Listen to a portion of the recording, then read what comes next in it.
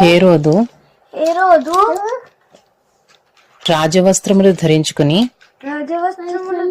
న్యాయపీఠము మీద కూర్చుండి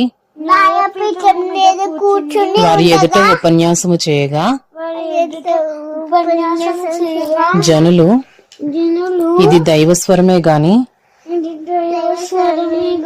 మానవ స్వరము కాదని కేకలు వేసిరి. అతడు దేవుని మహిమ పరచనందున వెంటనే ప్రభువు దూత అతని మొత్తెను. కనుక పురుగులు పడి ప్రాణము విడిచెను. దేవుని వాక్యము ప్రబలమై వ్యాపించుచుండెను.